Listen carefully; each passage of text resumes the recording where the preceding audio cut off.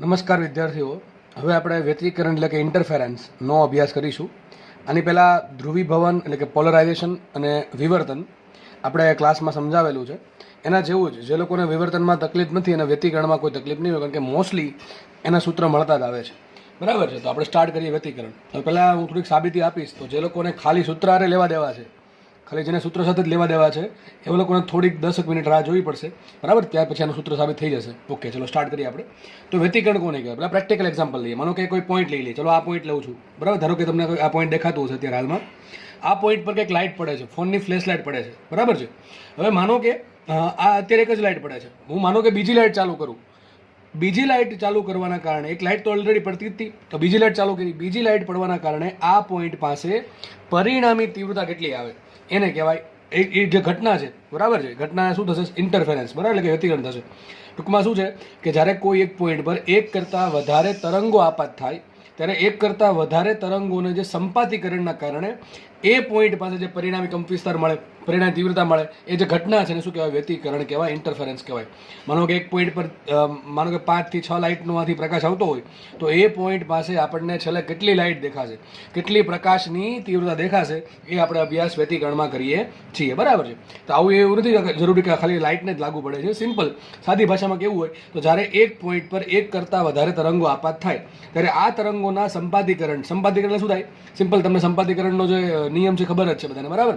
કે ભાઈ પહેલા તરંગના કારણે ધારો કે કંપવિસ્તાર મળે છે x1, બીજાના કારણે મળે છે x2, ત્રીજાના કારણે મળે x3. તો પરિણામી શું હશે? x1 + x2 + x3. આ છે સંપાતીકરણ. આપણે ઘણી જગ્યાએ ફિઝિક્સમાં યુઝ કરેલ છે, ધોરણ 11માં અને 12માં. ચલો, તો વ્યતિકરણ કોને કહેવાય? એક કરતાં વધારે ઉદ્ગમોને લીધે કોઈ બિંદુ પર, આપણે અહીંયા વાત કરીશું વ્યતિકરણની કોના સંદર્ભમાં? પ્રકાશના સંદર્ભમાં. બરાબર છે? એટલે કે એક કરતાં વધારે ઉદ્ગમોને લીધે કોઈ બિંદુ પર તરંગોના સંપાતીકરણના લીધે તે બિંદુ પર મળતી પરિણામી તીવ્રતા શોધવા માટે વ્યતિકરણ ઉપયોગી છે. ઓકે, ચલો હવે આપણે જે સમજીએ. તો તમને યાદ હશે વિવર્તનમાં છે ને સ્લીટ હતી, તમને યાદ હશે. વિવર્તન તમને વ્યવસ્થિત ક્લાસમાં સમજાવેલું છે કે વિવર્તન થવાનું કારણ શું છે. અહીંયા આપણે સમજશું વ્યતિકરણ. હવે વિવર્તનમાં શું હતું? સ્લીટ હતી કે ભાઈ નાનકડી સ્લીટ છે, એમાંથી પ્રકાશને પસાર થવા દેવાનો છે. પ્રકાશનું જે આખું તરંગગ્રહ છે એનો અમુક ભાગ જ જ્યારે સ્લીટમાંથી થતો હતો, ટૂંકમાં અમુક સૂક્ષ્મ ભાગ જ જ્યારે પસાર થઈ શકે ત્યારે થતું હતું વિવર્તન. હવે વ્યતિકરણમાં શું છે? એક કરતાં વધારે સોર્સ હશે, ટૂંકમાં 2, 3, 4 એ પ્રમાણે સોર્સ હશે. અને આપણે નોર્મલી જે સિલેબસમાં છે એ 2 સોર્સ માટે છે. બરાબર છે? તો માનો કે એક પહેલો સોર્સ છે S1, બીજો સોર્સ છે S2. બંને સોર્સ વચ્ચે અંતર D છે. જો અહીંયા સ્લીટ જેવું કંઈ નથી. અહીં શું છે? સોર્સ છે. પહેલો ઉદ્ગમ કે જેમાંથી લાઇટ નીકળે છે, પ્રકાશ નીકળે છે. બીજો એક સોર્સ છે S2 કે જેમાંથી પ્રકાશ નીકળે છે. બરાબર? આપણે 2 સોર્સ છે. માનો કે આપણે આ કોઈ પોઈન્ટ ફિક્સ કરી દઈએ, કે P પોઈન્ટ છે, અને અહીં આગળ એક પડદો રાખ્યો છે, D અંતરે પડદો રાખ્યો છે. What is small d? Small d શું છે? 2 ઉદ્ગમો વચ્ચે અંતર છે. અને D શું છે? એ બંને ઉદ્ગમોથી પડદો એક જે છે એ કેટલા અંતરે છે? D, કેપિટલ D અંતરે છે. માનો કે પડદા પર કોઈ પોઈન્ટ P છે. આ P પોઈન્ટ પર આપણે અભ્યાસ કરવો છે, તો થશે શું? આ પહેલા સોર્સમાંથી કંઈક પ્રકાશ નીકળે છે. ધારો કે એમાં જે તરંગ છે, બરાબર, એ છે સદિશ E1. બીજો એક સોર્સ નીકળો, એટલે કે એમાંથી જે પ્રકાશ નીકળે છે એ સદિશ E2 છે. ધારો કે જે પહેલો તરંગ છે એની તીવ્રતા છે I1. બીજું તરંગ જે છે એ ટૂંકમાં બીજા સોર્સમાંથી જે તરંગ નીકળ્યું એની તીવ્રતા છે I2. આ બંને ભેગા થઈને P પોઈન્ટ પર પડે છે, આપાત થાય છે. બરાબર છે? એટલે શું છે? આપણે P પાસે પરિણામી તીવ્રતા મળશે. બરાબર છે? તો આ આપણે શોધીશું આપણે વ્યતિકરણથી, એટલે કે સંપાતીકરણના કોન્સેપ્ટનો યુઝ કરીને. બસ. હવે એવું નથી જરૂરી કે 2 સોર્સ હોય, 3 સોર્સ હોઈ શકે, 4 સોર્સ હોઈ શકે, આવા નંબર ઓફ સોર્સિસ હોઈ શકે. બરાબર? આપણે નોર્મલી સિલેબસમાં 2 સોર્સની વાત કરીશું. ચલો આગળ વધીએ. તો માનો કે હવે જસ્ટ થોડુંક તમારે ધોરણ 11 વિચારવું પડશે. આપણે જે તરંગ ભણાવ્યું હતું એ વિચારવું પડશે કે પહેલા તરંગનું સમીકરણ શું આવશે? સદિશ E1 બરાબર આવશે E1 sin ω1t - k1r1 + ϕ1. જો તરંગ છે એટલે k1r1 આવે. બરાબર? દોલન હોય તો k1r1 વાળું પદ ના આવે. આ તમને યાદ હશે kx વાળું પદ છે. બરાબર છે? r1 શું છે? r1 છે આ સોર્સથી લઈને P સુધીનું અંતર. S1 થી P નું અંતર એ છે r1. અને r2 શું છે? S2 થી P નું અંતર. બરાબર? ટૂંકમાં જો તમે જોઈ શકો છો, આ તરંગને અંતર કાપવું પડે છે r1, જ્યારે આ તરંગને અંતર કાપવું પડે છે r2. એટલે કંઈક અંતરમાં, એટલે કે એના પથમાં તફાવત છે, જેને કહેવાય પથ તફાવત r2 - r1. તો આ પદ આવવાનું કારણ એ છે તરંગ છે. બરાબર છે? અને બંને કેવા અલગ અલગ છે, એટલે R1 અને R2 અલગ અલગ છે. એટલે તો શું સમીકરણ આવશે? E1 બરાબર E1 sin ω1t - k1r1 + ϕ1. ϕ1 છે આ પહેલા તરંગની પ્રારંભિક કળા. બરાબર છે? ω1 શું છે? તો એની કોણીય આવૃત્તિ છે. બરાબર? તમને ખબર જ હશે. એ પ્રમાણે ધારો કે બીજું તરંગ છે E2. E2 નું સમીકરણ આવશે E2 sin ω2t omega 2t minus K2R2 plus φ2 બરાબર છે. આ જે સાબિતી છે, જેટલી સમજ પડે એટલી તમારે મગજમાં ઉતારવાની રહેશે. ઓકે, ચલો આપણે આગળ વધીએ. તો સંપાદીકરણના કોન્સેપ્ટનો યુઝ કરી, તો P બિંદુ પાસે પરિણામી તીવ્રતા કેટલી હશે, પરિણામી કંપવિસર કેટલો હશે? તો આના કારણે કંપવિસર મળશે E1, આના કારણે મળે E2, તો કુલ કેટલો હશે? સદિશ E બરાબર E1 પ્લસ E2. હવે સીધી વાત છે, બંને એક દિશામાં નથી, બંનેના ખૂણા અલગ અલગ છે. એટલે આપણે હવે ફેઝરની રીતથી આગળ વધીએ. તો ફેઝર ડાયાગ્રામ જે તમને એસી ચેપ્ટરમાં શીખવાડેલા છે, બરાબર છે, એવા ફેઝર ડાયાગ્રામની મદદથી આપણે લઈએ તો સમીકરણ કંઈક આવું બને, જેનું તમારે કોઈ કામ છે નહીં. તો સમીકરણ કંઈક આવું બનશે, E² બરાબર, ટૂંકમાં અહીંયા જે પરિણામી જે કંપ વિસ્તાર છે, બરાબર, એનો વર્ગ શું છે? તો E² બરાબર આવશે E1² plus E2² plus 2E1 E2 cos θ.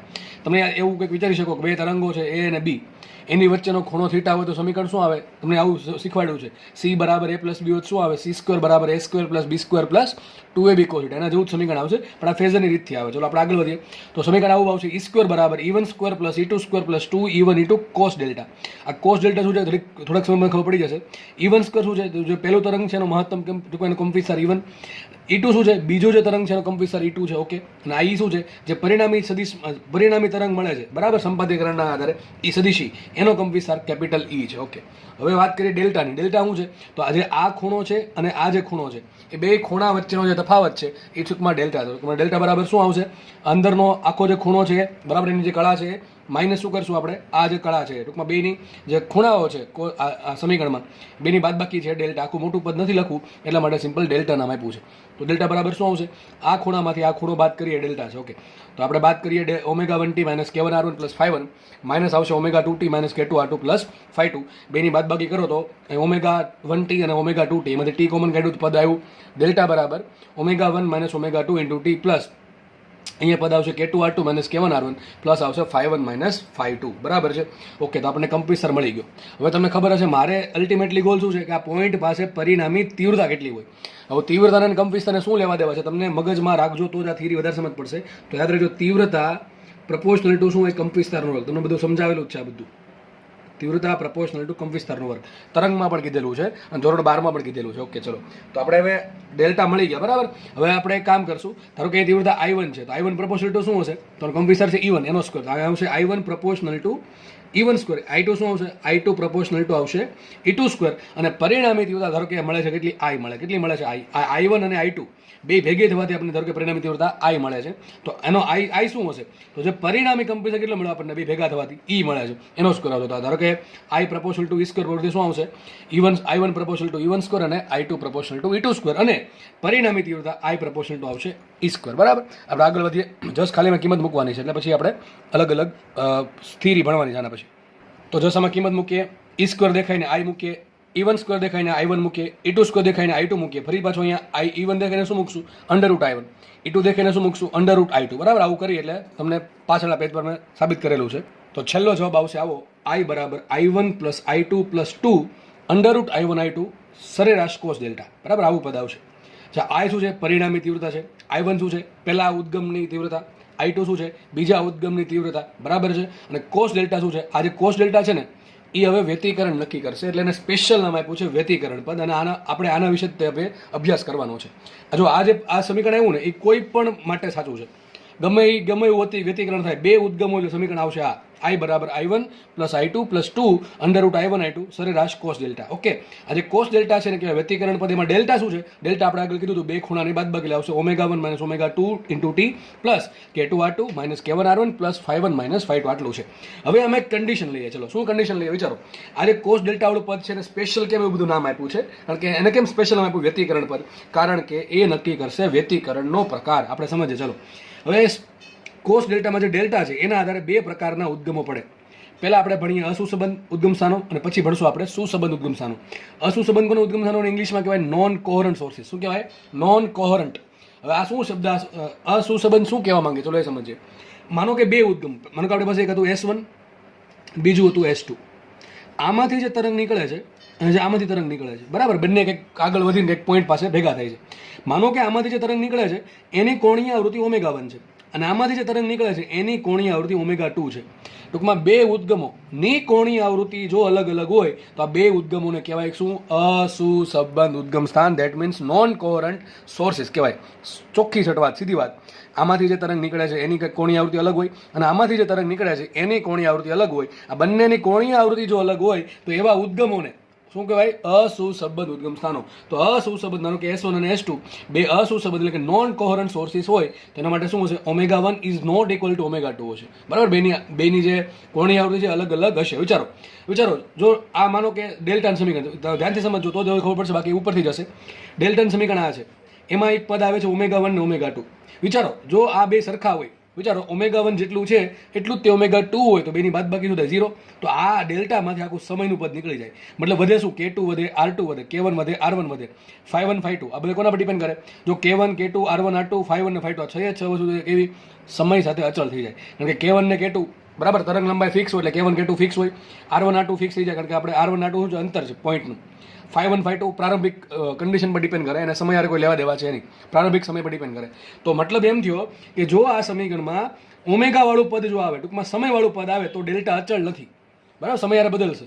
બરાબર છે? અને જો આમાંથી સમય વાળું પદ નીકળી જાય તો ડેલ્ટા અચળ છે, સમય યારે કોઈ લેવા દેવા છે નહીં. તો અહીંયા જુઓ, અહીંયા આપણો કેસ એવો છે કે જેમાં ઓમેગા 1 અને ઓમેગા 2 અલગ અલગ છે. ટૂંકમાં ઓમેગા 1 અને ઓમેગા 2 ની બાદબાકીનો આન્સર 0 નહીં આવે. અસુસંબંધ ઉદ્ગમ સ્થાન માટે ઓમેગા 2 ના અલગ અલગ છે એટલે બેની ડેલ્ટાના સમીકરણમાં ઓમેગા 1 અને ઓમેગા 2 ના જે સમીકરણ છે આનો આન્સર 0 નહીં આવે. ટૂંકમાં ડેલ્ટાના સમીકરણમાં ફરજિયાતપણે સમયવાળું પદ વધશે. ડેલ્ટાના સમીકરણમાં ફરજિયાતપણે સમયવાળું પદ વધશે. એટલે મેં લખ્યું છે અહીંયા જે ડેલ્ટા છે એ કોનું ફંક્શન છે? ફંક્શન છે સમયનું. ટૂંકમાં ડેલ્ટા છે એ સમય પર ડિપેન્ડ કરે. આ કહેવા શું માંગે છે કે અસુસંબંધ ઉદ્ગમ સ્થાન હશે એટલે ઓમેગા 1 અને ઓમેગા 2 ની કિંમત સરખી નથી એટલે બેની બાદબાકીનો કંઈક આન્સર આવશે એટલે કંઈક સમય વધશે. ડેલ્ટા છે એ સમય પર ડિપેન્ડ કરશે, અચળ નથી. એમ કહેવા માંગે છે સમયથી અચળ નથી. હવે તમને એસી વાળા ચેપ્ટરમાં શીખવાડ્યું હતું કે ભાઈ કોસ થીટા છે, બરાબર? કોસ થીટા એ કોસ થીટાના પદમાં જો સમીકરણ આવતું હોય, સોરી કોસ થીટા છે એ કોસ થીટાના તમે આખી એક આવર્તકાળ પર સરેરાશ લ્યો. કોસ થીટા નામ પણ લખે, યાદ હોય તો. કોસ થીટા બરાબર શું લખે? Cos omega T. તમને એવું શીખવાડેલું છે કે કોસ ઓમેગા ટીની એક આવર્તકાળ પર તમે સરેરાશ લીધો તો કેટલી આવે? 0 આવે. તો જો કોસના સમયમાં જો સમય આવશે, યાદ રાખજો, કોસના સમીકરણમાં જો સમય આવશે અને તમે કોસની સરેરાશ લેશો તો શું થાય? 0 થાય. અસુસંબંધ ઉદ્ગમ સ્થાન છે એમાં જે ડેલ્ટા આવે છે એ સમય પર ડિપેન્ડ છે અને આપણી પાસે એક પદ છે કોસ ડેલ્ટાની સરેરાશ. વિચારો, આ ડેલ્ટાવાળા પદમાં સમય છે અને એ પાછું કોસ લાગ્યું આગળ અને એની પછી સરેરાશ છે. તો આ પદનું આન્સર શું આવે? 0 આવે. કારણ શું? એ લખ્યું છે એક આવર્તકાળ પર કોસ થીટા એટલે કે કોસના સમીકરણમાં જો સમય આવતો હોય તો એની એક આવર્તકાળ પર સરેરાશ 0 થાય છે. આવું મેં તમને સાબિત પણ કરાવેલું છે એસી વાળા ચેપ્ટરમાં. બરાબર? જોઈ લેવું, વ્યવસ્થિત ચોપડા ચેક કરવા એટલે બધું મળી જશે. બરાબર? ઓકે, ચલો. તો અહીંયા આપણું જે પદ છે કોસ ડેલ્ટાવાળું, બરાબર, એમાં સમય છે એટલે એની પછી સરેરાશ એટલે શું આન્સર આવશે? 0 આવશે. તો વિચાર કરો, આ જે પાછળનું પૂછડ્યું પદ છે કોસ ડેલ્ટા વાળું પદ એ થઈ ગયું 0. તો આ પદ 0 થયું, તેનો ગુણાકાર શું થાય? 0 થાય. તો ખાલી બે જ પદ વધશે, I1 ને I2. તો બહુ મસ્ત રિઝલ્ટ આપણને મળી ગયું. તમારે ખાલી આટલું યાદ રાખવું, આટલું યાદ રાખી શકો છો. ખાલી માનો કે આ જે પણ 10-15 મિનિટ થાય એમાં તમારે યાદ રાખવા માટે હોય ને તો ટૂંકમાં સમજાવવા માટે ઘણું બધું હતું, પણ ખાલી એવા લોકો કે જેને સાબિત ત્યારે કોઈ લેવા દેવા છે નહીં, જેને સમજુ ત્યારે કોઈ લેવા દેવા છે નહીં, ખાલી જેને જસ્ટ ગોખવાની ટેવ છે એવા લોકો માટે છે કે અસુસંબંધ ઉદ્ગમ સ્થાન પૂછે તો શું કન્ડિશન છે? એક તો ઓમેગા 1 અને ઓમેગા 2 અલગ અલગ હોય. બીજી કન્ડિશન શું છે? એમાં તીવ્રતા કેટલી હોય? તો ટૂંકમાં તમારે એક આ યાદ રાખવાનું, omega 1 is not equal to omega 2. અને બીજું આવું યાદ રાખવાનું કે માનો કે એક સોર્સ છે S1, બીજો સોર્સ છે S2, આમાંથી તીવ્રતા નીકળે છે I1, આમાંથી તીવ્રતા નીકળે છે I2, અને માનો કે આ બંનેની કોણીય આવૃત્તિ અલગ અલગ છે એટલે બંને કેવા છે? અસુસંબંધ ઉદ્ગમ સ્થાન છે. તો જે પોઈન્ટ પર પડશે આની તીવ્રતા, જે માનો કે આ પોઈન્ટ પર પડી I1, આની તીવ્રતા ધારો કે આ પોઈન્ટ પર પડી I2, તો ભેગી કેટલી થશે? I1 પ્લસ I2, વધારે કાંઈ નહીં. કેટલી આવશે? Simple I1 plus I2. તો માનો કે અહીંયા તો બે જ સોર્સની વાત છે. માનો કે મારી પાસે આવા n અસુસંબંધ ઉદ્ગમ સ્થાન હોય એટલે કે નોન કોહરન્ટ સોર્સિસ હોય n, તો પહેલાની I1, બીજાની I2, ત્રીજાની I3 આ પ્રમાણે તીવ્રતા છે અને n માની છે In. તો જે પોઈન્ટ પર આ જે અસુસંબંધ ઉદ્ગમ સ્થાનો છે કે જે નોન કોહરન્ટ સોર્સિસ છે એના કારણે પરિણામી તીવ્રતા કેટલી આવશે? બધાનો સરવાળો. તો I બરાબર આવશે I1 plus I2 plus I3 plus I4 dot dot dot In. બસ આટલી થિયરી છે. હવે આપણે બીજો કેસ લઈએ. બીજા કેસમાં શું લેશું કે ભાઈ સર આ બે સરખા હોય તો એવું બને ને, અમુક સોર્સ એવા હોય કે જેના માટે ઓમેગા 1 અને ઓમેગા 2 સરખા છે. જો ભાઈ પ્રેક્ટિકલમાં માનો કે તમારી ઘરે 5 બલ્બ છે, તમારી ઘરે 5 બલ્બ છે તો મેક્સિમમ ચાન્સ એવા છે કે 5 બલ્બની કોણીય આવૃત્તિ અલગ અલગ હોય. કારણ કે બહુ અઘરું છે કે દરેક બલ્બ હંમેશા, એટલે કે ટૂંકમાં બધા બલ્બ એક સાથે હંમેશા દરેક સમયે સરખી કોણીય આવૃત્તિના તરંગોનું ઉત્સર્જન કરે, સરખી આવૃત્તિના તરંગોનો પ્રકાશ ઉત્પન્ન કરે. બહુ અઘરું છે, બરાબર છે. એના માટે યંગે પ્રયોગ કર્યો હતો, બરાબર છે. તમે સમજાશો કે યંગનો ડબલ સ્લિટનો એક્સપેરિમેન્ટ, બરાબર, યંગનો શું કહેવાય ડબલ સ્લિટનો પ્રયોગ, એવું કંઈક તમે વાંચ્યું છે એનસીઆરટીમાં. ઓકે, તો બહુ અઘરું છે કે જે સોર્સિસ છે એની કોણીય આવૃત્તિઓ અલગ અલગ હોય. આપણે ઘરે માનો કે બલ્બ છે તો દરેક બલ્બમાંથી જે પ્રકાશ નીકળતો હોય એની કોણીય આવૃત્તિ દરેક સમયે સરખી ના હોય, મોસ્ટલી કેવી હશે, અલગ જ હશે. એટલે એના માટે તીવ્રતા આટલી હશે પરિણામી. બરાબર, આપણે આગળ વધીએ. કન્ડિશન 2 લઈએ. હવે ચલો કન્ડિશન 2 લઈએ. બરાબર, એ છે સુસંબદ્ધ ઉદ્ગમ સ્થાન. આગળ કયા હતા? અસુસંબદ્ધ એટલે કે નોન કોહરન્ટ હતા. હવે છે સુસંબદ્ધ ઉદ્ગમ સ્થાન. સુસંબદ્ધ કોને કહેવાય? તો બસ આગળ માનો કે એક સોર્સ છે S1, એક સોર્સ છે S2. આ બે એટલા માટે લઉં છું કારણ કે મોટા ભાગે આપણે બે જ સોર્સનું સિલેબસમાં છે. માનો કે આમાંથી જે તરંગ નીકળે એની આવૃત્તિ ω1 છે અને આમાંથી એક તરંગ નીકળે એની આવૃત્તિ ω2 છે. પણ માનો કે બે સરખા જ છે. કોઈ પણ સમયે આમાંથી જે તરંગ નીકળે છે એ અને આમાંથી જે તરંગ નીકળે છે બેની આવૃત્તિઓ સરખી છે. ધારો કે આની ઓમેગા છે ને આની પણ ઓમેગા છે, તો આ બંને કેવા કહેવાય? આ બંને કહેવાય સુસંબદ્ધ ઉદ્ગમ સ્થાન. તો સુસંબદ્ધ ઉદ્ગમ સ્થાન હોવા માટેની કન્ડિશન કઈ? બે કન્ડિશન છે. આ બીજી કન્ડિશન છે કે આમાંથી તરંગ નીકળે છે એની પ્રારંભિક કળા φ1 અને આમાંથી જે તરંગ નીકળે છે એની ધારો કે પ્રારંભિક કળા φ2 છે, પણ આ પણ સરખી, બેની કેવી છે? સરખી છે. તો સુસંબદ્ધ ઉદ્ગમ સ્થાન હોવા માટેની કન્ડિશન કઈ? બે કન્ડિશન કે ભાઈ બંનેની કોણીય આવૃત્તિઓ સરખી હોવી જોઈએ અને બંનેની પ્રારંભિક કળાઓ પણ સરખી હોવી જોઈએ. તો વિચાર કરો ડેલ્ટાનું શું થશે? તો ડેલ્ટાનું સમીકરણ શું હતું? ω1 - ω2 × T + K2R2 - K1R1 + φ1 - φ2. ઓકે, જો આ બે તો સરખા છે એટલે આ પદ આખું 0 થઈ જશે અને ω1 અને ω2 પણ સરખા છે તો આ પદ પણ 0 થઈ જશે. તો ડેલ્ટા ખાલી વધે શું? ડેલ્ટામાં વધશે ઓનલી K2R2 - K1R2. લખ્યું છે ડેલ્ટા બરાબર K2R2 - K1R1. હવે સર હજી કંઈક આમાં કરી શકાય? હા સર, હજી કંઈક થઈ શકે. હવે હું હજી એક કન્ડિશન લઉં છું. પહેલી કન્ડિશન કઈ છે કે માનો કે ઉદ્ગમો કેવા છે? સુસંબદ્ધ છે. ઉદ્ગમો સુસંબદ્ધ છે. જેને ખાલી ગોખવું છે આટલું ગોખી શકે કે સુસંબદ્ધ ઉદ્ગમ સ્થાન કોને કહેવાય? કે ω1 બરાબર ω2 હોવા જોઈએ અને φ1 બરાબર φ2 હોવા જોઈએ. એનાથી શું થાય એ બધું સમજવાનું છે. તો આપણે સમજા કે ડેલ્ટા બરાબર શું આવે? K2R2 - K1R1. હજી એક કન્ડિશન લઈ લઉં છું કે માનો કે S1 જે માધ્યમમાં છે S2 પણ એ જ માધ્યમમાં છે. માનો કે S1 હવામાં છે તો S2 પણ હવામાં છે. માનો કે S1 પાણીમાં છે તો S2 પણ પાણીમાં છે. ટૂંકમાં શું કહું છું? બંને ઉદ્ગમો એક જ માધ્યમમાં હોય તો થશે શું? બંને ઉદ્ગમો એક જ માધ્યમમાં છે. યાદ કરો તમને પેલું ખબર હશે વક્રી પૂર્ણાંક બરાબર શું આવે? C/V. વક્રી પૂર્ણાંક બરાબર C/V. તમે હમણાં રેઓક્ટિવ ભણ્યા છો તો V બરાબર શું આવે? C/N. જો C તો અચળ છે હંમેશા, વધુ શું? વક્રી પૂર્ણાંક. તો વિચાર કરો આમાંથી જે તરંગ નીકળે છે બરાબર એનો વેગ ધારો કે V છે અને આમાંથી જે તરંગ નીકળે એનો વેગ V છે. કારણ શું? બેનો વેગ સરખા હોવાનું કારણ શું? બે માટે C તો સરખું છે અને બે માટે વક્રી ભવનાંક સરખા છે. માધ્યમ સરખું મતલબ શું થાય? વક્રી ભવનાંક સરખા છે. તો આમાંથી જે તરંગ નીકળે છે એનો વેગ અને આમાંથી જે તરંગ નીકળે છે એનો વેગ પણ કેવો હશે? સરખો હશે. પણ કન્ડિશન કઈ છે? એક જ માધ્યમમાં હોવા જોઈએ. બંને માટે વક્રી ભવનાંક સરખો હોવો જોઈએ. હવે સાબિત થઈ ગયું. માનો હું ધારી લઉં છું કે ભાઈ બંને ઉદ્ગમો, બંને સોર્સ, બંને જેમાંથી પ્રકાશ નીકળે છે એ સોર્સ એક જ માધ્યમમાં છે. તો બંને માટે વેગ કેવો હશે? સરખો હશે. હવે વેગનું સૂત્ર શું આવે? V બરાબર F × લેમડા. એક કામ કરીએ આપણે 2π વડે ગુણો, 2π વડે ભાંગો. તો સૂત્ર શું આવશે? 2πf × λ/2π. 2πf ને શું કહેવાય? ઓમેગા કહેવાય અને 2π/λ ને કહેવાય કે. તો λ/2π શું કહેવાય? 1/k. તો સૂત્ર બની ગયું V બરાબર ω/k. આ પણ તમને ખબર છે. જો તો મારી પાસે સૂત્ર આવી ગયું વેગ બરાબર આમાંથી જે તરંગ નીકળે છે એનો વેગ અને આમાંથી જે તરંગ નીકળે છે એનો વેગ શું આવશે? V બરાબર ω/k. પરંતુ આપણા માધ્યમમાં કેવા છે? આપણા ઉદ્ગમ કેવા છે? સુસંબંધ છે. તેના માટે ઓમેગા કેવું? સરખું. જો બે વિચાર કરો, સાબિત શું થયું કે આ બંને માધ્યમો બે માટે ઓમેગા કેવું છે? માધ્યમની ઉદ્ગમો, આ બંને ઉદ્ગમો બે માટે ઓમેગા કેવું છે? સરખું. કારણ શું? મેં ધાર્યું છે સુસંબંધ. અને બેના વેગે કેવા છે? સરખા. કારણ શું? વેગ સરખાવાનું, બે એક જ માધ્યમમાં છે. મેં અહીંયા બે કન્ડિશન ધારી. બે કન્ડિશન કઈ? પહેલી કન્ડિશન કે બે માધ્યમો કેવા છે? માધ્યમ ક્યાં બોલે જાય છે? બંને ઉદ્ગમો કેવા છે? સુસંબંધ છે. કેવા છે? સુસંબંધ છે અને બંને એક જ માધ્યમમાં છે. બંને ઉદ્ગમો એક જ માધ્યમ, માનો કે બે હવામાં છે, બે પાણીમાં છે, આ પ્રમાણે રાખેલા છે. તો બંને માટે શું હશે? વેગ પણ સરખો હશે. વેગે સરખો છે, ઓમેગા સરખું છે, તો સીધી વાત છે કે ને કેવું થવું જોઈએ? સરખું થવું જોશે. તો લખ્યું છે અહીંયા. હવે V વક્રી ભવનાંક n પર આધાર રાખે છે. બંને ઉદ્ગમો એક જ માધ્યમમાં, જો આ કન્ડિશન ક્યારે લાગુ પડે?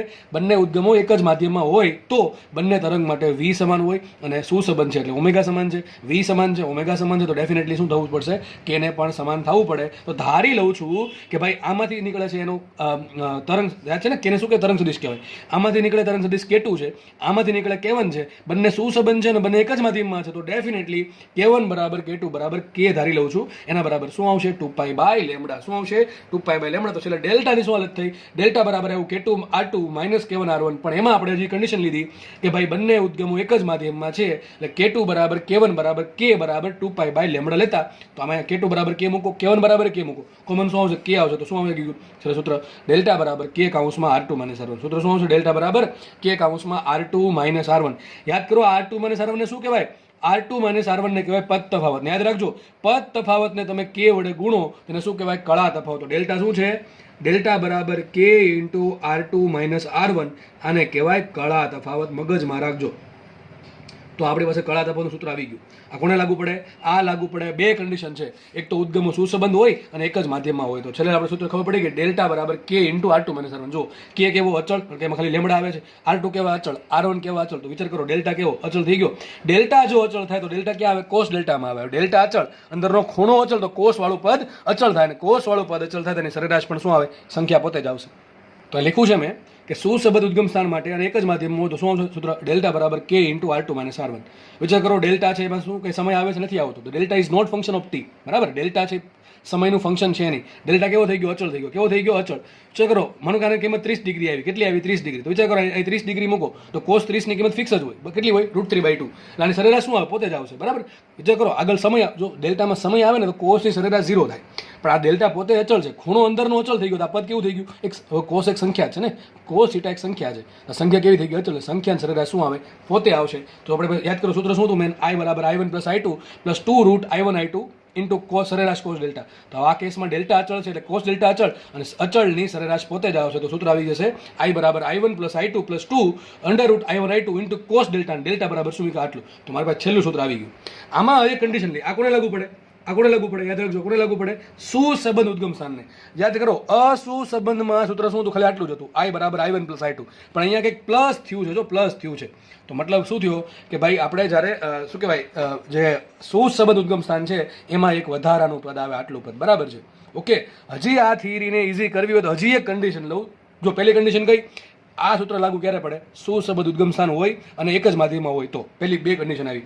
ત્રીજી કન્ડિશન લઉં કે ભાઈ માનો કે સર પહેલામાંથી જે પહેલા સોર્સમાંથી જે તીવ્રતા નીકળે છે અને બીજા સોર્સમાંથી તીવ્રતા નીકળે છે, બંને તીવ્રતાઓ પણ સરખી છે. તો ધારો કે લઉં છું હું કે પહેલા S1 માંથી નીકળી I' અને બીજા S2 માંથી નીકળી I'. તો ધારી લઉં છું, જો હજી ધારણા કરી I1 બરાબર I2 બરાબર I' લેવામાં આવે તો શું થશે? I1 બરાબર મીકું I', I2 બરાબર મીકું I'. અહીંયા પણ I1 I2 બરાબર શું થશે? I' નો સ્ક્વેર ને એનું વર્ગમૂળ થશે I'. ના પદ તો રહી ગયું એમને. હવે બધી જગ્યાએ I' કોમન આવે, sorry 2I plus I' 2I'. અહીંયા પણ 2I છે. 2I કોમન કાઢું શું વધે? 1 પ્લસ કોસ થીટા. શું વધશે? 1 પ્લસ કોસ થીટા. તમને ઘણી વખત કીધું છે કે 1 પ્લસ કોસ થીટા બરાબર શું આવે? 2 કોસ સ્ક્વેર થીટા બાય 2. શું આવશે? 2 કોસ સ્ક્વેર થીટા બાય 2. તો મૂકી દીધું 2 કોસ સ્ક્વેર થીટા બાય 2. તો 2 ઇન્ટુ 2 4 અને બેનો વર્ગ into I' into cos square theta by 2. થીટા શું છે? k into R2 minus R1 by 2. તમારે છેલ્લે આ સૂત્ર યાદ રાખવાનું છે. જે લોકો ક્યારના વાટ જોઈને બેઠા હોય કે સર છેલ્લે સૂત્ર કયું આવે એ આપણને બધી માથાકૂટ નથી પડવી આપણે, તો બસ આ યાદ રાખવાનું છે તમારે. બરાબર છે. તો મેં જો કન્ડિશન લખી છે, આ સૂત્ર તમે ક્યારે વાપરી શકશો? બે સમાન એટલે શું થાય? બેની તીવ્રતાઓ સરખી હોય એવા, અને કેવા હોવા જોઈએ? સુસંબંધ એક જ માધ્યમમાં રહેલા, એક જ માધ્યમના ઉદ્ગમો હોય તો જ લાગુ પડે. ત્રણ કન્ડિશન છે. આ સૂત્ર ક્યારે લાગુ પડે? બે સોર્સ કેવા હોવા જોઈએ? સમાન હોવા જોઈએ. સમાન એટલે કે તીવ્રતા કેવી હોવી જોઈએ? સરખી હોવી જોઈએ. બંને કેવા હોવા જોઈએ? સુસંબંધ હોવા જોઈએ. અને બીજા બંને પાછા એક જ માધ્યમમાં હોય તો જ તમે આ સમીકરણ અપ્લાય કરી શકો. માનો કે સમાન નથી તો સૂત્ર આવશે આ. માનો કે એની એક જ માધ્યમમાં નથી તો K2R2 માઇનસ K1R1 એ સૂત્ર આવે. બરાબર, સમજ પડે કે ન પડે? પણ તમારે સિલેબસમાં આ જ છે. બરાબર છે. તમારા જે દાખલા પૂછશે મોસ્ટલી એ આવા જ પૂછશે કે બે સમાન છે, સુસંબંધ છે અને એક જ માધ્યમમાં છે એવા ઉદ્ગમો માટે તીવ્ર સૂત્ર શું આવશે? આ આવશે. બરાબર છે. હવે તમે જુઓ આપણી પાસે કેટલા ઉદ્ગમ છે? આપણી પાસે બે ઉદ્ગમ છે. ત્યાં બેનો વર્ગ આવ્યો. આ બેનો વર્ગ કઈ આવ્યો? 1 પ્લસ કોસ થીટા બરાબર શું આવશે? 2 કોસ સ્ક્વેર થીટા બાય 2. એટલે અહીં શું આવશે? 2 કોસ થીટા બાય 2. 2 ઇન્ટુ 2 થઈ ગયો 2 સ્ક્વેર. તો એક વસ્તુ મગજમાં રાખજો કે આપણી પાસે બે સોર્સ છે એટલે આવ્યો બેનો વર્ગ. સર આપણી પાસે આવા ત્રણ સોર્સ હોત તો સૂત્ર શું આવત? તો યાદ રાખજો, ત્રણ સોર્સ કેવા? સમાન, સુસંબંધ એક જ માધ્યમમાં. તો સૂત્ર શું આવત? I બરાબર 3 નો વર્ગ આવત. સર આપણી પાસે ચાર સોર્સ હોય તો સૂત્ર શું આવત? 4 નો વર્ગ આવત. તો સીધી વાત છે કે સર આપણી પાસે આવા n સોર્સ હોય.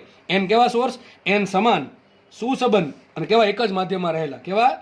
સમાન છે એટલે સમાન લે એની તીવ્રતા સરખી છે, એ સુસંબંધ છે અને એક જ માધ્યમમાં રહેલા ઉદ્ગમો માટે સૂત્રમાં શું આવશે? n સ્ક્વેર આવશે. સૂત્ર શું બનશે?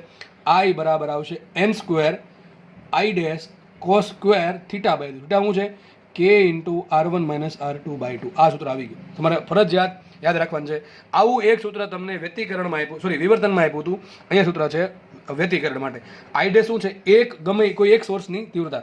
બરાબર, બધાને હરખી જ છે. બરાબર, એકની કેટલી છે? I' છે. સમજ પડે કે ન પડે? તો આ સૂત્ર આપણી પાસે મળી ગયું. બરાબર, આપણે આગળ વધી આવે તો છેલ્લે આપણે જે ભણ્યા છીએ એ શોર્ટમાં અહીં આપી દીધું છે. ચલો સમરી એટલે કે જે ભણ્યા છે એની વાત. ચલો પહેલાં આપણે આવું ભણ્યા કે એન અસુસંબંધ ઉદ્ગમ સ્થાન માટે પહેલાં અસુસંબંધ કોને કહેવાય? ઓમેગા 1 અને ઓમેગા 2 સરખા ન હોય તો એના માટે શું હશે? તીવ્રતા કેટલી હશે? તો બધી તીવ્રતાનો સરવાળો, તો કે I1 પ્લસ IN આવશે, બરાબર? IN સોર્સ છે તો આવી આવશે. સર હવે એન સુસંબંધ લખવું તમારે બે વસ્તુ એડ કરી દેવાની. સમાન છે ને કેવા છે? સમાન છે અને એક જ માધ્યમમાં છે, બરાબર? દરેક જગ્યાએ લખ્યું નથી મેં, પણ લખી દઉં છું. એ કેવા છે? સમાન મતલબ શું થાય? એની તીવ્રતા સરખી, I1 બરાબર I2 બરાબર I ડેશ, અને કેવા છે? એક જ માધ્યમમાં છે. આ મગજમાં ધારી લેવું, ચોખવટ ન પાડે તો, બરાબર છે. સૂત્ર શું આવશે? હવે એન હોય તો શું આવશે? n square I dash cos square k into R2 minus R1/2, બરાબર છે. માનો કે બે જ છે તો સૂત્ર શું આવશે? બે છે કેવા છે? અસુસંબંધ, તો આવશે I બરાબર I1 પ્લસ I2.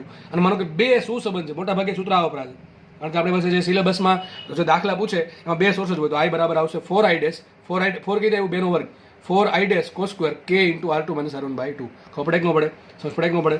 સુસંબંધની કન્ડિશન બધી અહીં લખી છે કે ઓમેગા 1 અને ઓમેગા 2 સરખા હોવા જોઈએ, φ1 બરાબર φ2 હોવા જોઈએ, એક જ માધ્યમમાં છે તો k1 બરાબર k2 બરાબર k હોવા જોઈએ, અને સમાન છે. સમાન છે શું થાય? સમાન છે તીવ્રતા કેવી છે? બધી તીવ્રતા સરખી છે. I1 બરાબર I2 બરાબર I3 બરાબર IN બરાબર I ડેશ, દરેકની I ડેશ છે. આ બહુ અઘરું છે. આ બધી કન્ડિશન સેટિસ્ફાય કરવી બહુ અઘરી છે પ્રેક્ટિકલમાં, બરાબર છે? આપણે જે ઘરે લાઇટ યુઝ કરીએ એમાં બધી કન્ડિશન અપ્લાય ના થાય, તમે ડાયરેક્ટલી અપ્લાય ના કરી શકો, કારણ કે મોસ્ટલી જે સોર્સ કેવા હોય? અસુસંબંધ હોય, એટલા માટે, બરાબર? આપણે આગળ વધીએ. તો જે લોકોને ખાલી એટલું જ જે પણ સમય લાગ્યો આ બધું સમજાવવામાં, એમાં કામનું બસ આટલું છે. ટૂંકમાં કામનું એટલે કે ગોખવા માટેનું, સમજવા માટે બધું જ હતું, બરાબર છે? પણ દાખલા ગણવા હોય અથવા સમજણ વગર આગળ વધવું હોય તો આટલું ખાલી કામનું છે. આટલું તમે એક પેજ વાંચી નાખો તો તમારા દાખલા લગભગ તમને આવડી જાય, બરાબર? કે આટપુટું ન પૂછ્યું હોય તો. ચલો આગળ વધીએ આપણે. ઓકે, ચલો આગળ વધીએ. એ પહેલાં એક નોટ લખીએ. જો શું લખ્યું છે? હવે પછીનો અભ્યાસ આપણે બે સમાન સુસંબંધ ઉદ્ગમ માટે કરશું, બરાબર છે? શું કહે છે તમને? કે હવે પછી આપણે એવું ધારશું કે ભાઈ બે સોર્સ છે, બે સોર્સ કેવા છે? સમાન છે ને સુસંબંધ છે. અસુસંબંધની વાત ત્યાં પૂરી થઈ જાય, કારણ કે સૂત્ર શું આવે? સિમ્પલ I બરાબર I1 plus I2 plus I3. ને અસલે ખાલી શું કરવાનું? તીવ્રતાને સરવાળો કરવાનો. પણ સુસંબંધમાં ઘણી બધી વસ્તુ છે, આખું પદ છે, કોસવાળું પદ, બરાબર છે? થોડુંક ચર્ચા કરીએ. ચલો આપણે હમણાં સાબિત કર્યું I બરાબર શું આવે? 4I dash cos square k into R2 minus R1/2. તમને યાદ હશે આ k into R2 minus R1 ને શું કહેવાય? તમને યાદ હોય તો કળા તફાવત. શું કહેવાય? કળા તફાવત. તો ઘણી વખત સૂત્ર આવું લખ્યું હોય, I બરાબર 4I ડેશ cos સ્ક્વેર કળા તફાવત. શું કહેવાય? આખાને કળા તફાવત ભાગ્યા 2, બરાબર? કોસની અંદર, કોસ સ્ક્વેરની અંદર. વિચાર કરો, આવું લખાય ને R2 માઇનસ R1 ને શું કહેવાય? પદ તફાવત. તો આવું પણ કહેવાય I બરાબર 4I dash cos square k into પદ તફાવત ભાગ્યા 2. આવા સૂત્ર પણ હોય છે. હવે તમને યાદ હશે તો આવી બેઠી આકૃતિ તમને વિવર્તનમાં શીખવાડેલી છે. વિવર્તનમાં જેણે વ્યવસ્થિત ભણ્યા છે લેક્ચર એને ખબર હશે કે માનો કે એક સ્લીટ હતી, ત્યાં સોર્સ નતા, સ્લીટ હતી, પ્રકાશ ડાયરેક્ટલી આવતો હતો, બરાબર છે? ચર્ચા નથી કરી વધારે, આપણે વ્યતિકરણની વાત કરીએ. એક સોર્સ છે S1, એક સોર્સ છે S2, બંને વચ્ચે અંતર D છે, અને ત્યાંથી એક D અંતરે પડદો ગોઠવેલો છે, બરાબર છે? આ થઈ ગયું સ્લીટનું, સોરી, બે સોર્સ વચ્ચેનું સેન્ટર. આ સેન્ટર છે, એની સામેનું બિંદુ પડદા પર કંઈક હશે, બરાબર છે? હવે આપણે અહીંથી આ જે પડદા પરનું સેન્ટર ક્યાંથી માપવાનું? પડદા પરનું સેન્ટર ક્યાંથી મળશે? એવું નહીં પડદાની જે લંબાઈ છે એનું સેન્ટર, ના, એ નહીં. બે સોર્સ લ્યો, બે સોર્સને D અંતરે ગોઠવો. એ બે સોર્સ વચ્ચેનું અંતર D છે, એનું મધ્ય બિંદુ એટલે D/2 થાય, કેટલું થાય? એટલું થાય D/2. આ D/2 નો જે પોઈન્ટ છે એની સામેનો જે પડદા પરનો પોઈન્ટ છે એને મેં કીધું પડદા પરનું પડદાનું કેન્દ્ર અથવા પડદાનું મધ્ય બિંદુ, એવું માનવાનું છે આપણે. બધા અંતર માપવાના અહીંથી. પડદા પરનું તમે ઉપર માપો કે અંતર નીચે માપશો અહીંથી, તો વિચાર કરો આ જે પોઈન્ટ છે એના માટે x કેટલા હોય? એના માટે x હશે 0. તમે ઉપર જે અંતર માપો એના પણ x કહેશું, નીચે પણ જે અંતર માપો આપણે એને x કહેશું, બરાબર છે? સીધી વાત છે. ઉપર જેવી પેટર્ન મળશે, સેમ ટુ સેમ પેટર્ન નીચે જેવી રેપ્લિકા એની મળશે, બરાબર છે? માનો કે વાત કરીએ આપણે આગળ, અહીંથી જે તરંગ નીકળે છે એ આગળ વધીને R1 અંતર કાપીને આ પોઈન્ટ પર પડે છે. અહીંથી જે તરંગ નીકળે છે એ આગળ વધીને R2 અંતર કાપીને પોઈન્ટ પર નીકળે છે. તો સર સીધી વાત છે કે R1 અને 2 ના જે પથ છે એ પથની લંબાઈ અલગ અલગ છે. તો પથની લંબાઈના કહેવાય, પથની લંબાઈના તફાવતને કહેવાય પથ તફાવત. તો પથ તફાવત શું સિમ્પલ આવશે? આ અંતર R2, આ અંતર R1. તો સીધી વાત છે પથ તફાવત શું આવે? R2 minus R1. શું આવે? લખી દઉં છું કંઈક. પથ તફાવત બરાબર શું આવે? R2 minus R1. અને કળા તફાવત બરાબર શું આવશે? જો કે આગળ લખેલું જ છે છતાં પણ લખી દઉં છું અહીંયા, k ગુણ્યા પથ તફાવત એટલે શું આવશે? k ગુણ્યા R2 માઇનસ R1. સમજ પડે કે ન પડે? ઓકે, ચલો આગળ વધીએ. હું સાબિત કરું છું સૂત્ર. ચલો કોનું? R2 minus R1. ચલો હવે મારે શોધવું છે કે R2 દેખાય છે કે R2 મોટા, R1 નાના. તો કેટલા મોટા? તેના માટે શું કરશું? આ જ્યારે બે વચ્ચે બહુ મોટો ડિફરન્સ હોય ત્યારે લાગુ પડે, બરાબર છે? અથવા જ્યારે થીટા છે સૂક્ષ્મ, થીટા શું છે? તો આ જે પોઈન્ટ છે ને એને તમે આગળ વધારીને જોડો ક્યાં? આ સેન્ટર હારે. તો જે ખૂણો બને, આ લાઈન અને આ લાઈન વચ્ચે જે ખૂણો બન્યો થીટા છે, તમે જેમ જેમ ઉપર જશો એમાં થીટા વધતો જાય. જેમ જેમ નીચેનો પોઈન્ટ પસંદ કરશો એમ થીટા ઘટતો જશે. અને જો આ પોઈન્ટ પસંદ કરો થીટા કેટલો આવે? 0 આવે. ટૂંકમાં થીટા શું છે? જે સેન્ટર લાઈન છે એનાથી આપેલ પોઈન્ટનું જે એંગ્યુલર જે ડિસ્ટન્સ છે એ થીટા છે, બરાબર. ઓકે, આપણે આગળ વધીએ. હવે તમને આવું શીખવાડ્યું છે કે બે લાઇન વચ્ચેનો ખૂણો થીટા હોય તો બંનેને દોરેલા લંબ વચ્ચેનો ખૂણો થીટા હશે. તો આ લાઇનને લંબ ડ્રો કર્યો આ, અને આડી લાઈને લંબ થશે ઊભી લાઈન, તો આ ખૂણો પણ થીટા થશે, બરાબર છે. તો મારી પાસે બે ત્રિકોણ બન્યા. બે ત્રિકોણ કયા કયા? જો, એક તો આ ત્રિકોણ જુઓ, એક આ ત્રિકોણ એક્સ વાળો અને એક આ ત્રિકોણ દેખાય છે. તો બંને ત્રિકોણનો આપણે વહીવટ કરીને હું ધારી લઉં છું કે થીટા કેવો છે? સૂક્ષ્મ છે. તો આપણે ખબર છે જ્યારે થીટા સૂક્ષ્મ હોય ત્યારે તમને ખબર છે કે ટેન થીટા બરાબર સાઇન થીટા બરાબર થીટા બરાબર શું લખાશે? સરખા જ થાય. તો આપણે પેલા આ ત્રિકોણની વાત કરીએ. આ ત્રિકોણ લીધો છે મેં, આ ત્રિકોણ. તો આ ત્રિકોણમાં શું છે? નીચે અંતર ડી છે, આ અંતર ડી છે, આ અંતર એક્સ છે, આ અંતર ડી છે, આ અંતર એક્સ છે, આ ખૂણો થીટા છે, બરાબર. આ દેખાય ત્રિકોણ, કાટકોણ ત્રિકોણ. તો એના પછી શું લખાય? હવે તમે સાઇન શોધો, ટેન શોધો કે થીટા શોધો, બધું હરખું જ છે. તો આ થઈ ગઈ સામેની બાજુ, આ થઈ ગઈ પાછળની બાજુ, આ થઈ ગઈ કર્ણ, આ થશે કર્ણ, બરાબર છે.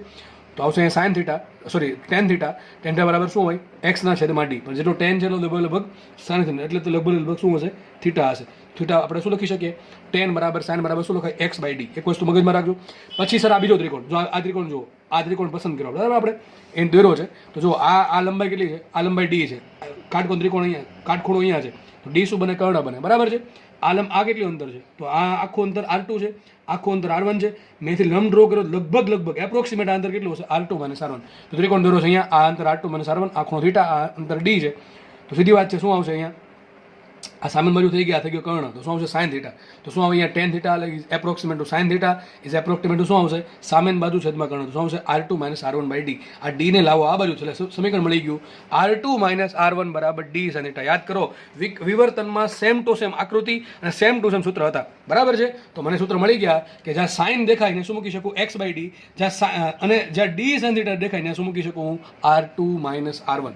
સીધી વાત છે, R2 માઇનસ R1 બરાબર શું મૂકી શકું? D sine theta. અને એમાં સાઇન બરાબર શું મૂકી શકું? X by D. Same to same વાત આપણે વિવર્તનમાં પણ કરેલી. તો વિચાર કરો, આ જે સૂત્ર છે એમાં અલગ અલગ સ્વરૂપે લાવું છું. ચલો, સૂત્ર આ જ છે, બરાબર. સૂત્ર આ જ છે, આપણે અલગ અલગ સ્વરૂપે. ચલો એક કામ કરીએ, પહેલા આપણે કામ મૂકીએ, કિંમત મૂકીએ R2 માઇનસ R1. તો એ બીજું સાબિત થઈ ગયું. પદ તફાવત બરાબર શું લખાય? R2 minus R1. અને R2 માઇનસ R1 શું હશે? Approximate to D sine theta. કેટલા હશે? લગભગ ડી સાઇન થીટા હશે. તો યાદ રાખજો, જ્યાં પણ ડી સાઇન થીટા આવે અથવા R2 માઇનસ R1 આવે શું કહેવાય? પદ તફાવત કહેવાય. અને જ્યાં કે ગુણ્યા પદ તફાવત આવે શું કહેવાય? કાળા તફાવત કહેવાય, બરાબર. K into R2 minus R1. તો એક કામ કરીએ, પહેલા R2 માઇનસ R1 બરાબર શું મૂકી દઉં? D sine theta. સૂત્ર શું બની જશે? કે રાખ્યો એમને, ડી સાઇન થીટા બાય 2. થઈ ગયું આટલું. હજી એક વસ્તુ થઈ શકે કે સર આ જે સાઇન થીટા છે એના બરાબર શું મૂકી દઉં? X upon D. સૂત્ર બની ગયું આઈ બરાબર સમથિંગ કે ડી એક્સ બાય 2D. મેં શું મૂક્યું? સાઇન થીટા બરાબર એક્સ બાય ડી મૂક્યા, બરાબર. આટલું કર્યું. આગળ વધીએ. સૂત્ર બની ગયું આપણી પાસે કે ડી એક્સ બાય 2D. તો બધું વસ્તુ તમને પૂછાય છે, બરાબર છે. કે ભાઈ વિવર્તનમાં બે સુસંબંધ ઉદ્ગમ સ્થાન માટે પરિણામી તીવ્રતાનું સૂત્ર, સાચું સૂત્ર કયું? 4 ઓપ્શન આપ્યા હશે. તો અલગ અલગ સ્વરૂપમાં હોય છે. કોઈ એક યાદ રાખો, બધા ગોખવાની જરૂર છે નહીં. ગોખશો તો કંઈ મેળ પડવાનો છે નહીં, બરાબર. આપણે હજી આગળ વધી શકીએ, આવું કરી શકીએ. સર કે બરાબર શું હોય? 2 પાઈ બાય લેમડા. તો એ પણ મૂકી દે. સૂત્ર શું આવશે? આઈ બરાબર 4i dash cos square pi D x by 2 lambda D. આવું પણ સૂત્ર હોઈ શકે. જે વસ્તુની જરૂર પડે ભાઈ એ સૂત્ર પ્રમાણે આપણે દાખલો ગણી શકીએ. મને તમને ઘણી વખત આવો મોસ્ટલી જો આ સૂત્ર વધારે છે. આઈએમપી એટલે એવું નહીં કે પૂછાય છે, એના આધારે દાખલો પડે. તમને રકમમાં એક્સ આપી દે, કે આપી દે, ડી આપી દે, ડી આપી દે. આ તો બે આપ્યા જશે, ડી ને ડી. લેમડા આપ્યું એટલે પછી કે મળી જશે. તમને કહેશે એક્સ, તમને એક્સ આપી દે કે ભાઈ આ પડદાનું જે સેન્ટર છે ત્યાંથી 3 સેન્ટીમીટર અંતરે બિંદુએ તીવ્રતા કેટલી હશે? તો સૂત્ર આવશે આ.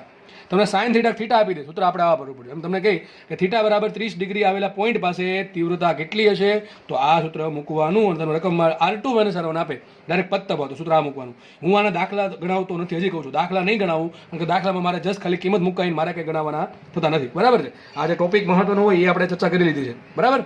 તો હવે આપણે વિચાર કરીએ કે દાખલા કેવા પૂછાય. તો મેં તમને 3 દાખલા કીધા. જો રકમમાં એક્સ આપ્યો. એક્સ શું છે? કે પડદાના સેન્ટરથી ઉપર અથવા નીચેનું પોઈન્ટ આપ્યો કે પડદાના સેન્ટરથી 1 સેન્ટીમીટર અંતરે જે પોઈન્ટ છે ત્યાં તીવ્રતા કેટલી છે. રકમ આગળ શું લખ્યું છે? કે બે સમાન સુસંબંધ એક જ માધ્યમમાં આવેલા ઉદ્ગમો છે, બરાબર છે. બેની તીવ્રતા ધારો કે આઈ ડેશ છે, તો કે એટલે કે લેમડા આપ્યું હશે, ડી આપ્યું હશે.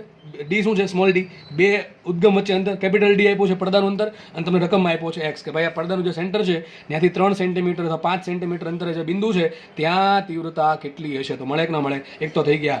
રકમમાં ઘણી વખત એક્સ ના આપે, જગ્યાએ શું આપે? થીટા આપે, કે ભાઈ પડદાનું જે સેન્ટર લાઈન છે ત્યાંથી ઉપર તરફ અથવા નીચે તરફ 30 ડિગ્રીના ખૂણે આવેલો જે પોઈન્ટ છે ત્યાં તીવ્રતા કેટલી? તો થીટા ટૂંકમાં મૂકો એટલે સાઇન થીટાની કિંમત મૂકી દેવાની, બરાબર. તો થઈ જશે.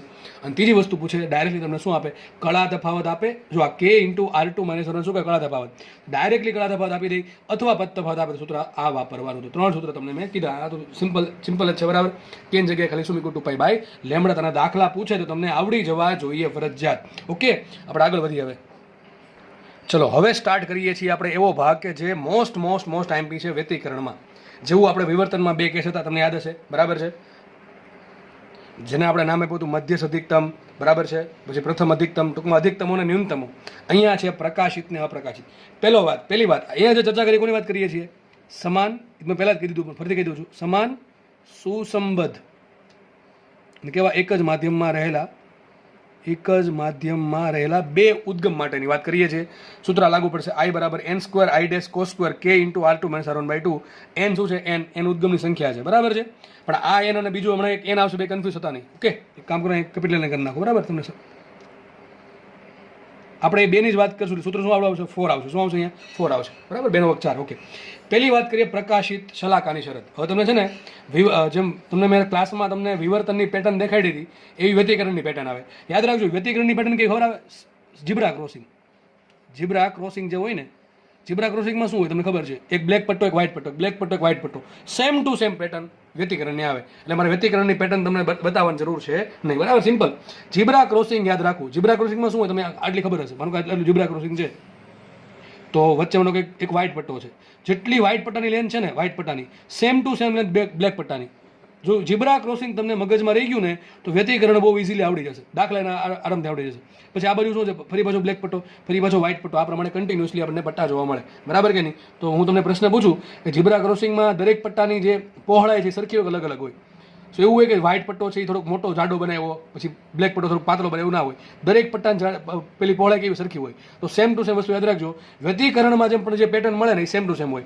આ જે વ્હાઇટ પટ્ટો છે ને તમારે મેં યાદ રાખવાનું એ પ્રકાશિત છે, અને જે બ્લેક પટ્ટો છે ને યાદ રાખવાનું એ અપ્રકાશિત છે. તો વ્યતિકરણમાં શું મળે? પ્રકાશિત શલાકા મળે અને શલાકા કહેવાય, બરાબર. તો જે પ્રકાશિત શલાકા મળે અને અપ્રકાશિત શલાકા મળે, એમાં આપણે પહેલા ભણીએ પ્રકાશિત શલાકા કોને કહેવાય. સીધી વાત છે, પ્રકાશિત શલાકા કોને કહેવાય? જ્યાં કંઈક પ્રકાશ પડતો હોય ને, એટલે કે જ્યાં કંઈક તીવ્રતા હોય ત્યાં. તો વિચાર કરો, જે જગ્યાએ મહત્તમ તીવ્રતા હોય એને કહેવાય પ્રકાશિત શલાકા. તો તીવ્રતાનું સૂત્ર શું છે? તીવ્રતાનું સૂત્ર છે I બરાબર I4 યાદ રાખજો, કારણ કે બે સોર્સ જ લેશું આપણે. 4 into I dash cos square theta.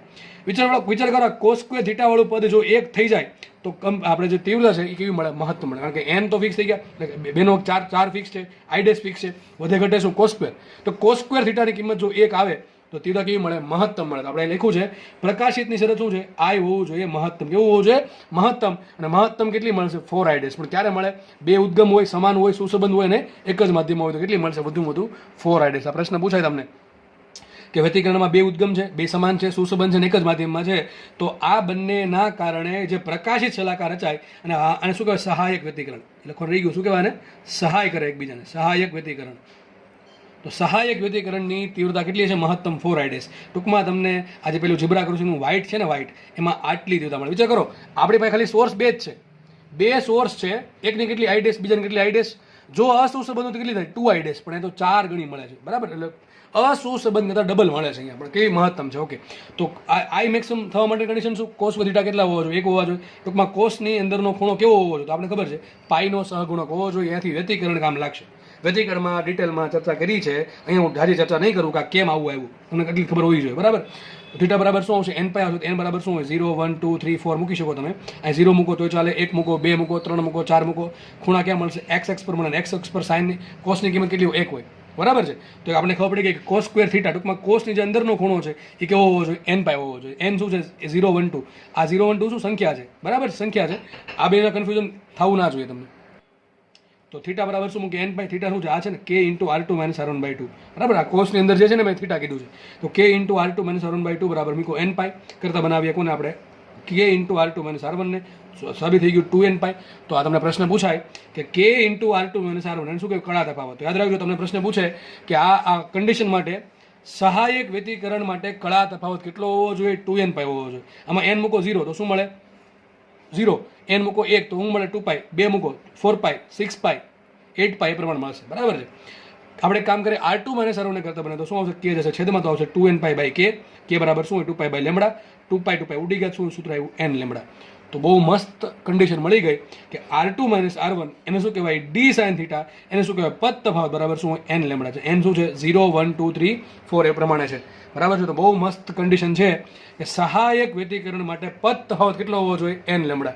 n શું છે? 0 હોઈ શકે. ટૂંકમાં 0 lambda, 2 lambda, 3 lambda, 4 lambda, 5 lambda, એ પ્રમાણે હોવો જોઈએ. જ્યારે શું છે 2πના સહગુણકમાં છે. બધું ગોખે કોઈ વસ્તુ યાદ રહેવાની છે નહીં. હવે એક કામ કરીએ, એક સૂત્ર આપણે મેળવશું કળા તફાવતનું, એક મેળવશું પદ તફાવતનું, ને એક મેળવશું આપણે એક્સનું. ચલો તો મને ખબર પડી ગઈ R2 - R1 બરાબર d sin θ બરાબર શું હોય n લેમ્બડા. એક્સ ક્યાંથી આવશે? sin θ માંથી. આપણે હમણાં સાબિત કર્યું હતું કે sin θ બરાબર શું હોય x/d. તો અહીં સૂત્ર થાય છે d sin θ બરાબર n લેમ્બડા.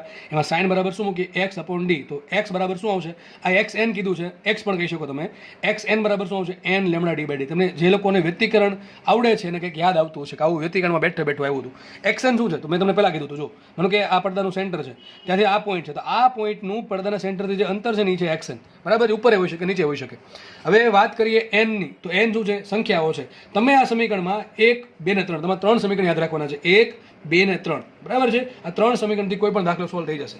બધી કોની વાત કરીએ છીએ? પ્રકાશિત, આપણે પ્રકાશિત શલાકાની, એટલે કે સહાયક વ્યતિકરણની. કોના માટે? આ કેસ માટે બરાબર છે. તો આમાં n બરાબર 0 મૂકવાથી શું મળે આપણને? મધ્યસ્થ પ્રકાશિત. n બરાબર 1 મૂકવાથી શું મળે? પ્રથમ પ્રકાશિત. n બરાબર 2 મૂકવાથી દ્વિતીય પ્રકાશિત. n બરાબર 3 મૂકવાથી તૃતીય પ્રકાશિત. અને n બરાબર n મૂકવાથી nમું પ્રકાશિત. તમારે એક કામ કરવાનું છે હોમવર્કમાં, આમાં n બરાબર 0 ત્રણેય સૂત્ર મૂકવાનું છે. પછી તમારે જોવાનું છે કે મધ્ય પ્રકાશિત માટે કળા તફાવત કેટલો હોય, પદ તફાવત કેટલો હોય અને x કેટલો હોય. પછી n બરાબર 1 મૂકવાનું છે તો તમને શું મળશે? પ્રથમ પ્રકાશિત. તો પ્રશ્ન પૂછે કે પ્રથમ પ્રકાશિત માટે કળા તફાવત કેટલો? n બરાબર 1 મૂક દેવાનું.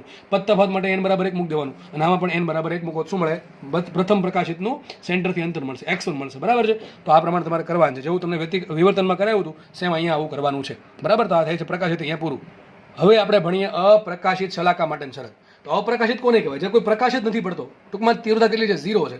તીવ્રતા 0 ક્યારે હોઈ શકે? તો જો તીવ્રતા સૂત્ર શું છે? I બરાબર 4 × 4i ડેશ. અહીંયા આવશે ને 4i dash cos square theta.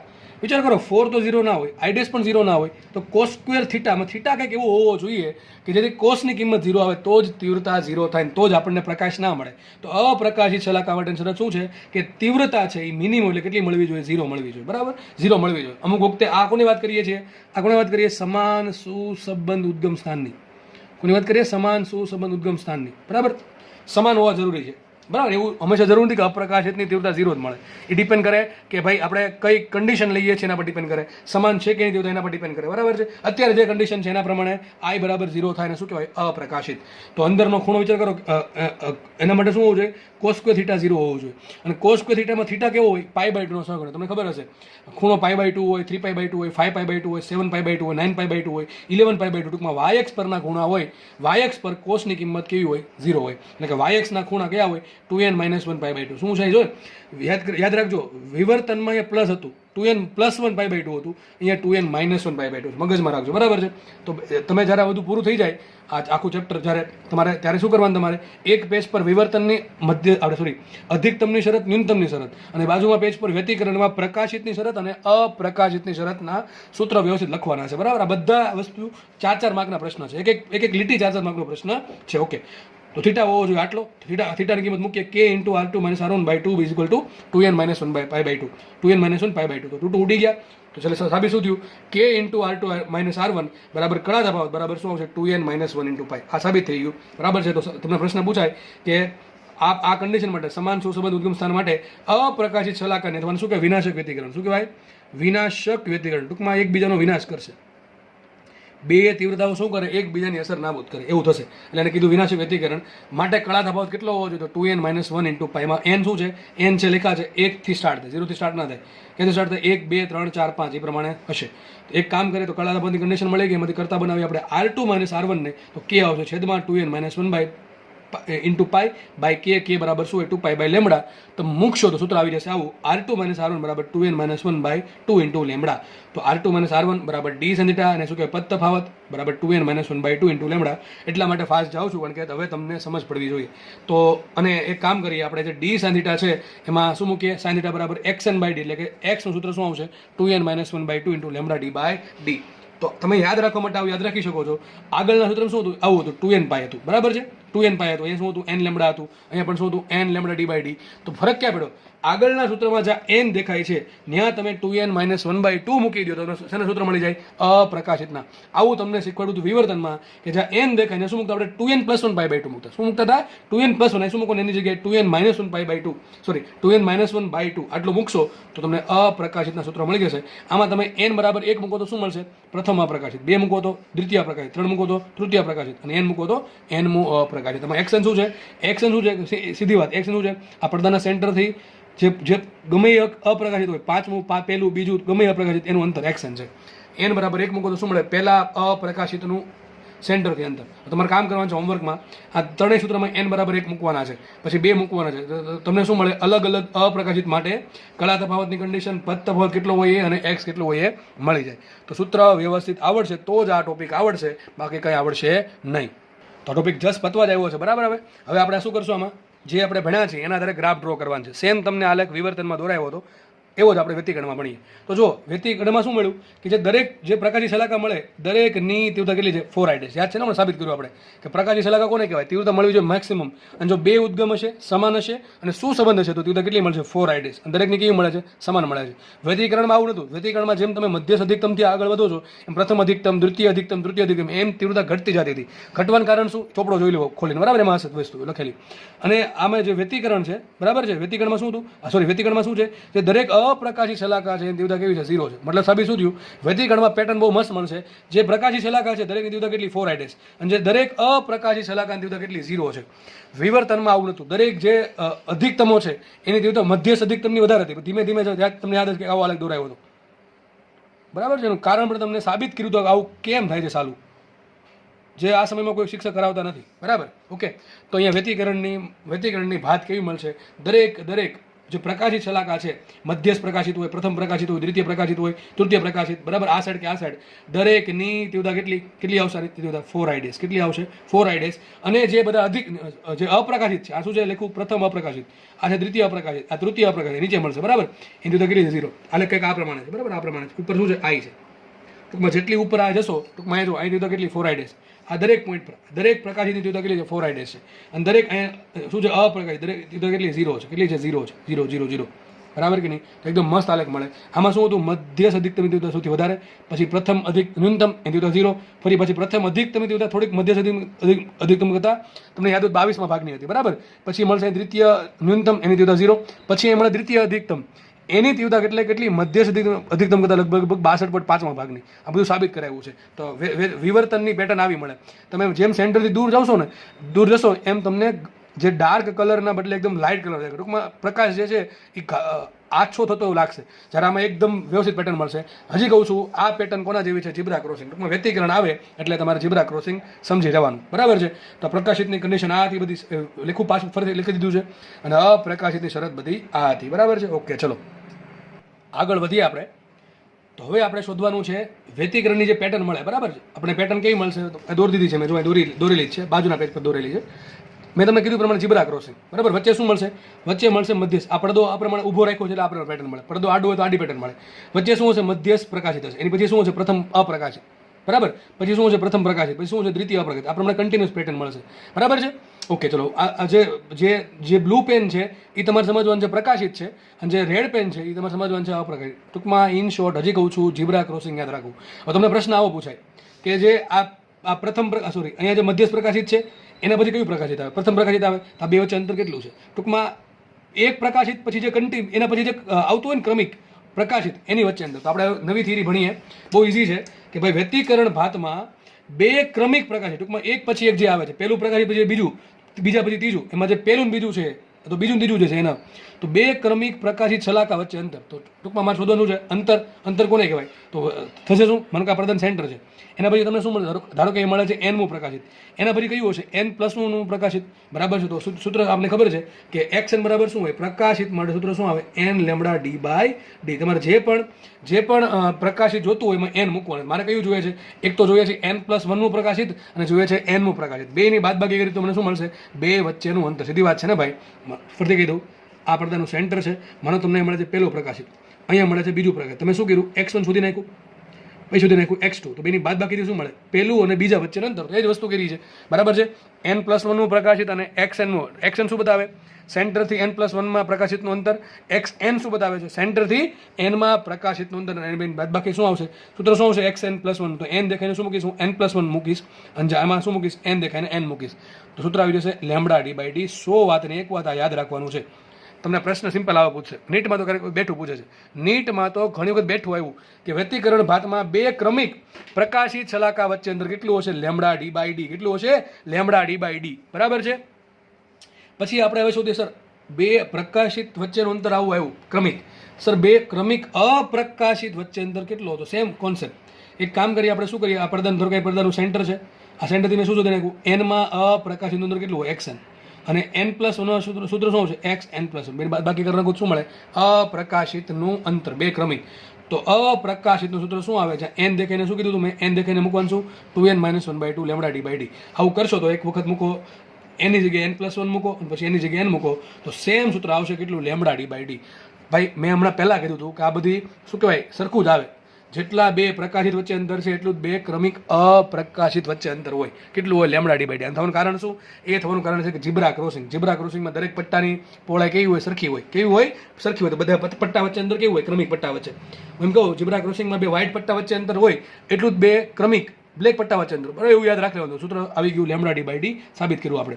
તો છેલ્લે તમારે યાદ રાખવા માટે યાદ રાખવાનું છે કે બે ક્રમિક પ્રકાશિત શલાકા વચ્ચે અંતર કેટલું હોય? λ/d. બે ક્રમિક અપ્રકાશિત શલાકા વચ્ચે અંતર કેટલું? λ/d. આ તો જો અંતર છે, મતલબ શું? જો આમ કહેવા માંગે છે, માનો કે આ છે મધ્યસ્થ પ્રકાશિત, આ છે પ્રથમ પ્રકાશિત, આ છે દ્વિતીય પ્રકાશિત. બરાબર, તો આ પ્રથમ પ્રકાશિત અને દ્વિતીય પ્રકાશિત વચ્ચે અંતર કેટલું? λ/d. બરાબર છે. અહીં શું હશે? પ્રથમ અપ્રકાશિત. અહીં શું હશે? દ્વિતીય અપ્રકાશિત. તો આજે પ્રથમ અપ્રકાશિત અને દ્વિતીય અપ્રકાશિત વચ્ચે અંતર કેટલું? λ/d. સમજ પડે? તો હું તમને એમ પ્રશ્ન પૂછું કે આ દ્વિતીય અપ્રકાશિત ને પ્રથમ અપ્રકાશિત અંતર કેટલું? આનથી અડધું. કેટલું? આનથી અડધું. એને શું કહ્યું? શલાકાની પહોળાઈ. ખબર પડે કે ન પડે? તો પ્રશ્ન પૂછાય આવો કે બે ક્રમિક અપ્રકાશિત વચ્ચે અંતર કેટલું? λ/d. બે ક્રમિક પ્રકાશિત વચ્ચે અંતર કેટલું? λ/d. એક અપ્રકાશિત એને પછી આવતા પ્રકાશિત વચ્ચે અંતર કેટલું? λ/d/2d. ભાઈ સવાલ ધ્યાનથી વાંચો. લખી દઉં છું. બે ક્રમિક અપ્રકાશિત અને પ્રકાશિત વચ્ચે અંતર કેટલું આવશે? λ/d/2d. બરાબર, કેટલું આવશે? λ/d/2d. હું તમને પ્રશ્ન પૂછું, પ્રથમ પ્રકાશિત અને દ્વિતીય અપ્રકાશિત વચ્ચે અંતર કેટલું? λ/d/2d. કોમન સેન્સની વાત છે. બરાબર છે. એક વસ્તુ બાકી રહી કે સરની પહોળાઈ કેટલી મળશે? અડધી. આનથી અડધી. બરાબર ને? સાબિત કરી આવે. ચલો આપણે ફટાફટ. તો હવે ક્વેશ્ચન છે કે આજે આ પહોળાઈ કેટલી છે? જો મેં શું સાબિત કર્યું કે આ દ્વિતીય અપ્રકાશિત અને પ્રથમ અપ્રકાશિત વચ્ચે અંતર કેટલું છે? λ/d/d. બરાબર છે. પછી એવું સાબિત કર્યું આપણે પ્રથમ પ્રકાશિત અને પ્રથમ અપ્રકાશિત વચ્ચે અંતર કેટલું? વિચાર કરો. λ/d/2d. બરાબર ને? કેટલું આવે? λ/d/2d. બધું દોરેલું જ છે અહીંયા. તો વિચાર કરીને કયો, જો આની જેટલી બે અપ્રકાશિત વચ્ચેનું અંતર સરખું, બે પ્રકાશિત વચ્ચેનું અંતર સરખું, અને પ્રથમ અપ્રકાશિત ને પ્રકાશિત વચ્ચેનું અંતર સરખું છે. કેટલું? ફરીથી કહું છું, બે અપ્રકાશિત વચ્ચે અંતર આવશે λ/d/d, બે પ્રકાશિત વચ્ચે અંતર આવશે λ/d/d, પ્રકાશિત અને અપ્રકાશિત વચ્ચે અંતર આવે λ/d/d. તો વિચાર કરો, આ λ/d/d અંતર જો આ અને આ બે વચ્ચે કેટલી શલાકા આવી? જો એક આ અડધી, આ આખી ને આ અડધી. આ અડધી આવી. બરાબર છે. આ આખી આવી ને આ અડધી આવી. તો આટલા અંતર કેટલા? λ/d/d માં કેટલી શલાકા? બે આવે છે. હવે સીધી વાત છે ભાઈ, બધા વચ્ચે અંતર સરખું છે તો દરેક શલાકાની પહોળાઈ કેવી હશે? સરખી. એક બે વચ્ચે આટલા અંતરમાં λ/d/d અંતરમાં કુલ બે શલાકા આવે તો એક શલાકાની પહોળાઈ કેટલી હોય? λ/d/2d. તો દરેક શલાકાની પહોળાઈ કેટલી હોય? λ/d/2d. એ તમને કહેવા શું માંગે છે? પેલો જે બ્લેક પટ્ટો હોય કે વ્હાઇટ પટ્ટો હોય, દરેકની પહોળાઈ કેટલી? λ/d/2d. તો ત્રણ વસ્તુ આવી. ત્રણ વસ્તુ કઈ કઈ આવી? જે સવાલ પૂછશે ને આવા તમને પૂછશે કે બે ક્રમિક પ્રકાશિત વચ્ચે અંતર કેટલું? λ/d/d. બે ક્રમિક અપ્રકાશિત વચ્ચે અંતર કેટલું? λ/d/d. એક પ્રકાશિત એના પછી અપ્રકાશિત વચ્ચે અંતર કેટલું? λ/d/2d. દરેક શલાકાની પહોળાઈ પછી પ્રકાશિત હોય કે અપ્રકાશિત દરેકની પહોળાઈ કેટલી? λ/d/2d. સમજ પડે કે ન પડે? ઓકે, ખબર પડે કે ન પડે? ચલો આપણે આટલું રાખ્યા છે. બરાબર. તો અહીંયા આપણે શું મળ્યું છે? આટલી ફટાફટ વાંચી જાઉં છું હું. જો કે તમને ખબર જ છે, મેં તમને કીધું હતું કે ભાઈ મધ્યસ્થ પ્રકાશિત માટે તમારે શું કરવાનું? તો પ્રકાશિતનું સૂત્ર મૂકીને એમાં n=0 મૂકવા માંડવાના. તો તમે x=0 આવશે, પદ તફાવત 0 આવશે, કાળા તફાવત 0 આવશે, અને તીવ્રતા કઈ આવશે? મહત્તમ આવશે. આ પ્રશ્ન ક્યારેક પૂછે કે વ્યતિકરણ ભાતમાં મધ્યસ્થ પ્રકાશિત માટે x કેટલા હોય? તો 0. પદ તફાવત કેટલો? 0. કળા તફાવત કેટલો? 0. તીવ્રતા કેવી? મહત્તમ હશે. આ પેટર્ન મળશે. હું હજી કહું છું, વ્યતિકરણ સમજવા માટે ઝીબ્રા ક્રોસિંગ જેટલું યાદ રાખશો એટલું તમને વધારે સરળતાથી સમજ પડી જશે. બરાબર. નેક્સ્ટ લેક્ચરમાં આપણે દાખલાનો અભ્યાસ કરીશું.